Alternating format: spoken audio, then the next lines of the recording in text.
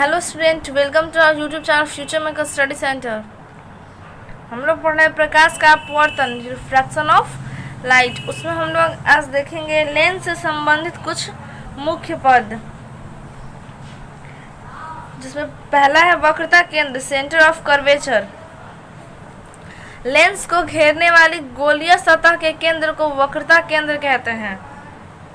Lens को घेरने वाली, लेंस जो है दो गोलों से बनती है, तो लेंस को जो घेरने वाली गोला रहता है तो गोला का एक केंद्र होता है, केंद्र से ही हम लोग गोला को बनाते हैं। तो वो जो जिस गोले के से बना रहता है लेंस, उसके केंद्र को हम लोग क्या कहते हैं?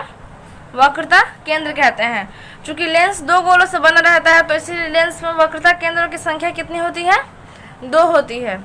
वक्रता केंद्र को हम लोग इसमें C1 और C2 से डिनोट किए हैं, तो एक C1 हो गया और एक C2 हो गया। ये आपका यहाँ पे इसका बीच का जो सतह है वो उभरा हुआ है, तो यह कैसा लेंस है? उत्तल लेंस है। और इस लेंस का जो बीच का सतह है वो किनारे की अपेक्षा क्या है?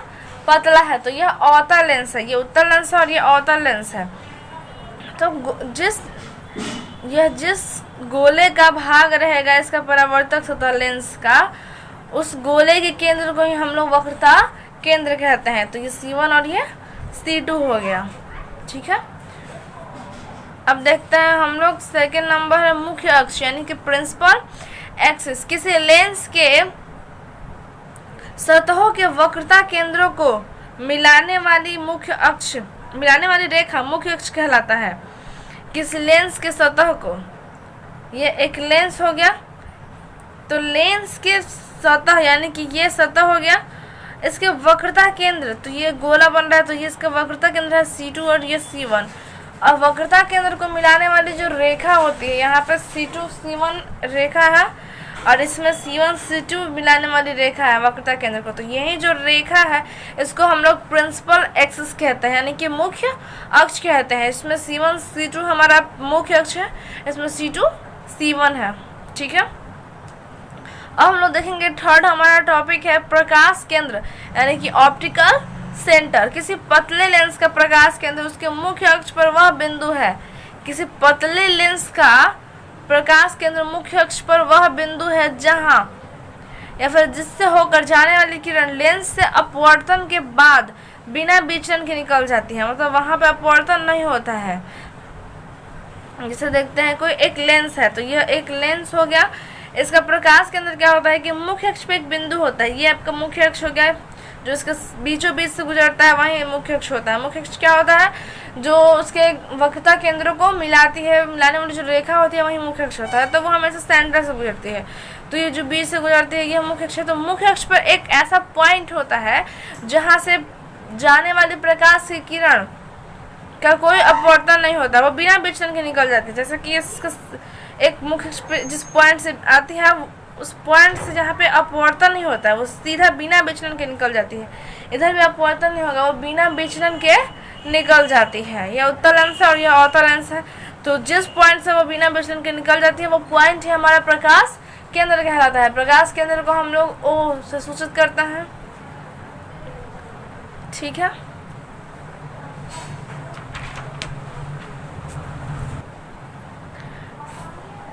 फोर नंबर है मुख्य फोकस, यानी कि प्रिंसिपल फोकस। तो मुख्य अक्ष के समानांतर आने वाली प्रकाश की किरणें दर्पण, अच्छा सॉरी, एक्चुअली हम लोग लेंस पढ़ रहे हैं ना, तो यहाँ पे दर्पण नहीं होगा, क्या होगा? लेंस होगा। अच्छा, पिछले जो लेसन था हमारा प्रकाश का परावर्तन, उसमें भी हम लोग ये सब टॉपिक पढ़े थे। जैसे कि आपका वक्रता केंद्र हो गया, मुख्य अक्ष हो गया और मुख्य फोकस हो गया, या फिर उसमें हम लोग ध्रुव पढ़े थे, उसमें इसमें हम लोग प्रकाश केंद्र उसको बोलते हैं। तो कुछ कुछ पॉइंट जो है उसकी मिलती है सेम टू सेम। जैसे कि फोकस है, फोकस तो दोनों में सेम ही होता है, बस थोड़ा सा हल्का फुल्का माइनर डिफरेंस आता है, वो दर्पण और लेंस के चलते हैं, वरना बाकी सब अधिकतर कुछ पॉइंट्स मिलते हैं इसके। तो वहीं मुख्य फोकस जो है उसमें भी सेम होता है, इसमें भी सेम ही होता है। तो यहाँ पे गलती से मिस्टेक से आपका दर्पण की जगह लेंस लिखा गया है, ठीक है, सॉरी लेंस की जगह दर्पण लिखा गया था। इसमें हम लोग लेंस के बारे में पढ़ रहे हैं, हम लोग अपवर्तन पढ़ रहे हैं, तो हम लोग लेंस पढ़ेंगे, ठीक है। तो मुख्य अक्ष के समानांतर आने वाली प्रकाश की किरणें लेंस से अपवर्तन के बाद मुख्य अक्ष के जिस बिंदु पर मिलती है या मिलती हुई प्रतीत होती है उसे मुख्य फोकस कहा जाता है, ठीक है। आपको पता होगा कि फोकस को आप लोग कैपिटल एफ से डिनोट करते हो। आइए फिगर के माध्यम से समझते हैं कि मुख्य अक्ष के समानांतर आने वाली प्रकाश की किरणें लेंस से अपवर्तन के बाद, लेंस से यहाँ पे अपवर्तन हो रहा है, तो अपवर्तन के बाद मुख्य अक्ष के जिस बिंदु पर मिलती है उसे हम लोग मुख्य फोकस कहते हैं। या हम लोग अवतल लेंस में देखेंगे कि मुख्य अक्ष के समानांतर आने वाली प्रकाश की किरणें लेंस से अपवर्तन के बाद जिस बिंदु पर मिलती हुई प्रतीत होती है, यहाँ पे मिलती हुई प्रतीत हो रही है, क्योंकि अच्छा मैंने एरो नहीं बनाया, इसमें इधर से एरो होगा, ये इधर से आ रही है और यहाँ पे इसका अपवर्तन हो रहा है, ये इधर से आ रही है और इधर जा रही है, ठीक है। तो मुख्य अक्ष के समानांतर आ रही है और इसका अपवर्तन हो जा रहा है इधर, तो ये आगे किरणें बढ़ती जा रही है ना, तो हम लोग क्या मानते हैं कि खुद से कल्पना करते हैं कि ये कहीं ना कहीं पीछे आके मुख्य अक्ष पर मिलेगी। तो ये पॉइंट यहाँ पे काल्पनिक रूप से मिल रही है, तो ये मिलते हुए प्रतीत हो रही है, तो हम इसे क्या बोलेंगे, मुख्य फोकस बोलेंगे अवतल लेंस का, ठीक है। अब नोट देखते हैं कि उत्तल लेंस को अभिसारी लेंस कहा जाता है, उत्तल लेंस को अभिसारी लेंस कहा जाता है और अवतल लेंस को अपसारी लेंस कहा जाता है। उत्तल लेंस, यह है हमारा उत्तल लेंस। इसको अभिसारी लेंस क्यों कहा जाता है, क्योंकि ये जितने भी किरणें इससे अपवर्तन होती हैं, जितने भी प्रकाश की किरणों का इससे अपवर्तन होता है, वो सब किरणों को एक बिंदु पे अभिसरित करती हैं। अभिसरित करती हैं मतलब कि एक बिंदु पर यहाँ पे लाके मिलाती हैं, इसलिए हम लोग उत्तल लेंस को अभिसारी लेंस भी कहता है। बहुत इंपॉर्टेंट ये दोनों नोट है, इसमें से कोई भी एग्जाम में ऑब्जेक्टिव क्वेश्चन में पूछता है, ठीक है। तो आप लोग इसको ध्यान समझ लीजिएगा कि अभिसारी मतलब किसी प्रकाश की किरणों को किसी एक पॉइंट पे मिलाती है, इसीलिए हम लोग उत्तल लेंस को अभिसारी लेंस कहते हैं। और अवतल लेंस क्या करती है कि प्रकाश की किरणों को चारों तरफ फैला देती है। ये देख रहे हैं आप, ऊपर की तरफ फैला रहा है, ये इधर जितने भी मुख्य समानांतर आते हैं किरणें वो सबको फैला देती है, ये फैलाने का कार्य करती है, तो हम लोग फैलाने को अपसारी कहते हैं। तो इसीलिए अवतल लेंस को हम लोग अपसारी लेंस कहते हैं। अप मतलब ऊपर होता है ना, तो ये ऊपर की तरफ फैला देती है, तो अवतल लेंस को अपसारी कहते हैं और उत्तल लेंस को अभिसारी कहते हैं, ठीक है। ये दोनों बहुत इंपॉर्टेंट है, बहुत बार एग्जाम में पूछा जा चुका है, इसको आप लोग अच्छे से याद कर लीजिएगा। नेक्स्ट देखते हैं, किसी लेंस में फोकस दो प्रकार के होते हैं, एक उत्तल लेंस और दूसरा किसी लेंस में फोकस दो प्रकार के होते हैं। उत्तल लेंस में भी दो प्रकार के फोकस होते हैं और अवतल लेंस में भी दो प्रकार के फोकस होते हैं। आइए देखते हैं उत्तल लेंस का प्रथम फोकस क्या होता है। उत्तल लेंस हम लोग लिखे हैं, इसका प्रथम फोकस देखते हैं। तो मुख्य अक्ष के किसी निश्चित बिंदु से आते हुए प्रकाश की किरणें लेंस से अपवर्तन के बाद मुख्य अक्ष के समानांतर हो जाती है, उस बिंदु को उत्तल लेंस का प्रथम फोकस कहते हैं। इसे F1 से सूचित किया जाता है, कैपिटल F1 से सूचित किया जाता है। थोड़ा सा फिगर के माध्यम से हम लोग समझेंगे। यहाँ पे हम लोग देखते हैं कि किसी मुख्य अक्ष के, ये उत्तल लेंस है हमारा क्योंकि इसका बीच का भाग मोटा है किनारे की अपेक्षा, ठीक है। तो हम लोग देखेंगे कि मुख्य अक्ष के किसी बिंदु पर यहाँ पे कोई हम पॉइंट है जहाँ से किरणें निकल रही हैं, ठीक है। यहाँ से पॉइंट से क्या हो रही है, किरणें निकल रही हैं। वो जब लेंस पर पड़ती हैं तो उसका अपवर्तन होता है, तो वो मुख्य अक्ष के समानांतर हो जाती है। क्या हो जाती है, मुख्य अक्ष के समानांतर हो जाती है। तो इसलिए इसको हम लोग प्रथम फोकस कहते हैं, ठीक है। प्रथम फोकस क्या होता है, प्रथम फोकस मुख्य अक्ष पर वह बिंदु होता है जहां से प्रकाश की किरणें लेंस से अपवर्तन के बाद मुख्य अक्ष के समानांतर हो जाती है, ठीक है। आइए देखते हैं कि अब उत्तल लेंस का द्वितीय फोकस, उत्तल लेंस का द्वितीय फोकस मुख्य अक्ष के समानांतर आने वाली प्रकाश की किरणें लेंस से अपवर्तन के बाद मुख्य अक्ष के समानांतर हो जाती है, उस बिंदु को उत्तल लेंस का द्वितीय फोकस कहा जाता है। इसे F2 से सूचित किया जाता है, ठीक है। इसे किससे सूचित किया जाता है, F2 से सूचित किया जाता है। आइए फिगर से देखते हैं, ये हमारा उत्तल लेंस है, इसका ठीक अपोजिट होता है द्वितीय फोकस। देखते हैं इसमें क्या हो रहा था कि किसी एक पॉइंट से जब कोई किरण निकल रही थी तो वो अपवर्तन के बाद मुख्य अक्ष के समानांतर हो जाती है। ये प्रथम फोकस है हमारा। लेकिन द्वितीय फोकस क्या होता है,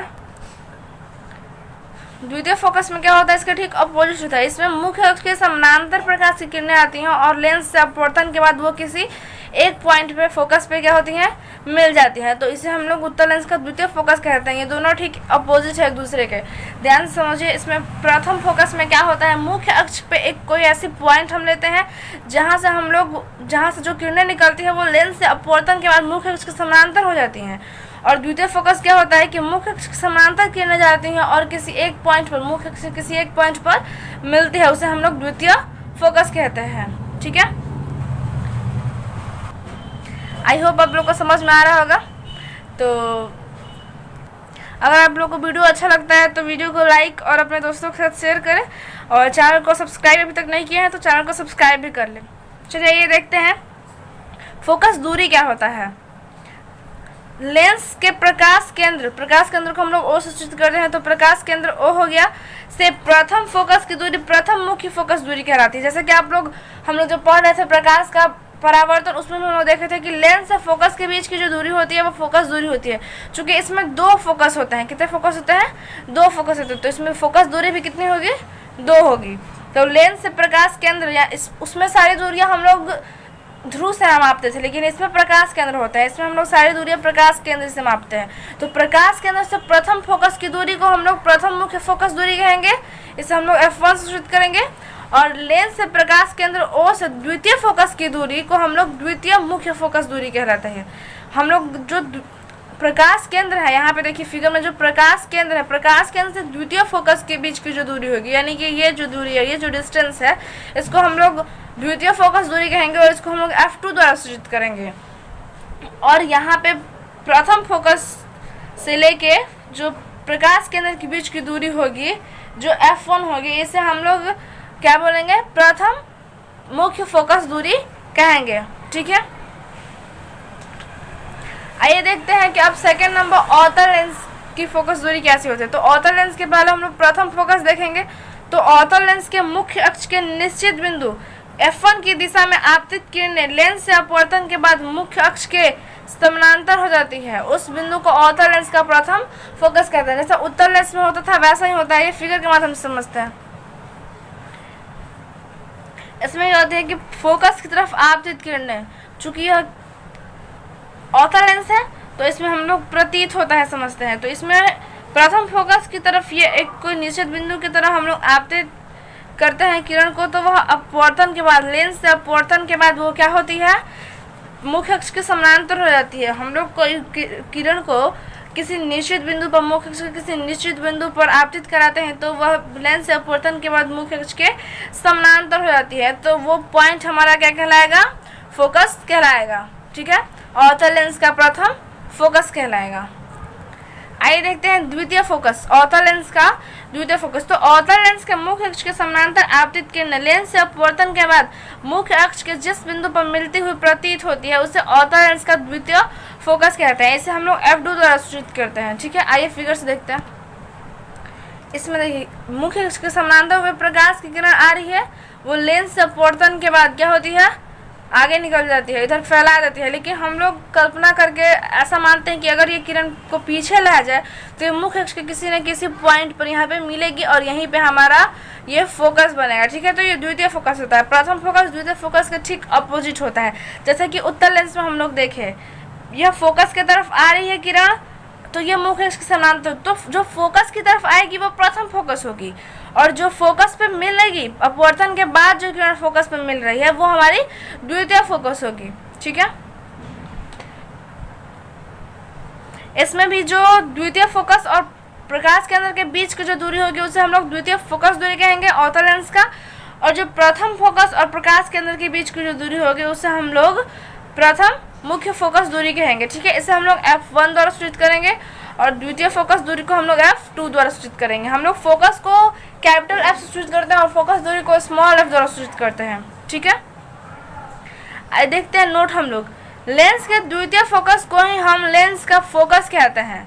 लेंस का जो द्वितीय फोकस होता है, यानी कि ये लेंस का जो द्वितीय फोकस है, इसे हम लोग क्या कहते हैं, फोकस कहते हैं। और F2 को, F2 जो हमारा स्मॉल f2 है उसे हम लोग फोकस दूरी कहते हैं। फिर आप लोग ये कह सकते हो कि OF2 को हम लोग फोकस दूरी कहते हैं, क्योंकि यही जो डिस्टेंस है यही फोकस दूरी हमारी कहलाती है। ठीक है, हम लोग F2 को ही मुख्य फोकस या फिर F2 को ही फोकस क्यों कहते हैं, क्योंकि यह जो किरण है ये जो किरण हम लोग खुद से मानते हैं कि ऐसे हम लोग डायरेक्शन में लाएंगे, इस डायरेक्शन में तो ये मुख्य अक्ष के समानांतर हो जाएगी, तो ये हमारा मुख्य फोकस नहीं होता है।